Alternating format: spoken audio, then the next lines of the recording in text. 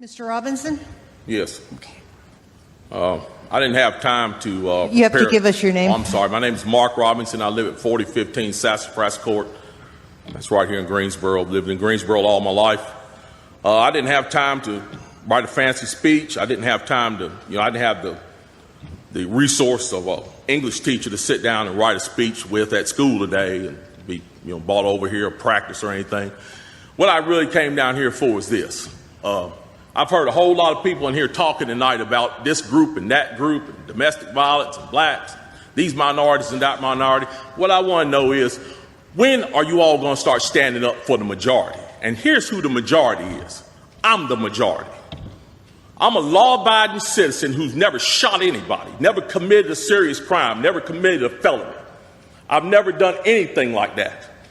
But it seems like every time we have one of these shootings, nobody wants to put the blame where it goes, which is at the shooter's feet. You want to put it at my feet. You want to turn around and restrict my right, constitutional right that's spelled out in black and white. You want to restrict my right to buy a firearm and protect myself from some of the very people you're talking about in here tonight. It's ridiculous. I don't think Rod Serling could come up with a better script.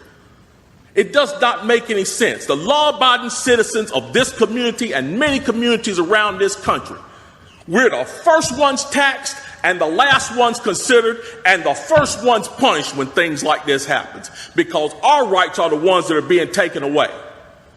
That's the reason why I came down here today. Gun show or no gun show, NRA or no NRA. I'm here to stand up for the law-abiding citizens of this community, because I'm going to tell you that what's going to happen. You can take the guns away from us all you want to. You all write a law, I follow the law, I'll bring my guns down here, I'll turn them in. But here's what's going to happen. The Crips and the Bloods on the other side of town, they're not going to turn their guns in. They're going to hold on to them. And what's going to happen when you have to send the police down there to go take them? The police can barely enforce the law as it is. It's what I see. We demonize the police, criminalize and vilify the police, and we make the criminals into victims. And we're talking about restricting guns? How are you going to do that? How are you going to do that when the police department's already hamstrung? You're not going to be able to go down here and take these guns from these criminals. So the criminals are going to hold on to their guns. They're still going to have them. They're still going to break in my house, and they're still going to shoot me with them. And guess who's going to be the one that suffers? It's going to be me. Well, I'm here to tell you tonight, it is not going to happen without a fight. And when I say fight, I don't mean shots fired. I don't mean fist thrown.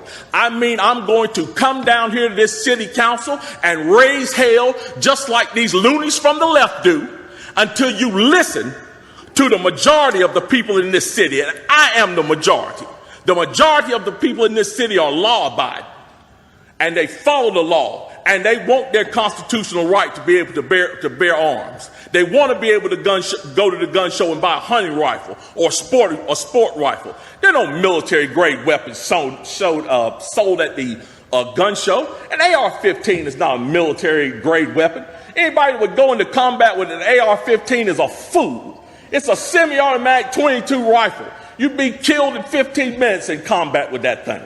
So we need to dispel all these myths, and we need to drop all this division that we got going on here. Because the bottom line is, when that Second Amendment was written, whether the framers liked it or not, they wrote it for everybody. And I am everybody. And the law-abiding citizens of this city are everybody. And we want our rights, and we want to keep our rights. And by God, we're going to keep them, come hell or high water.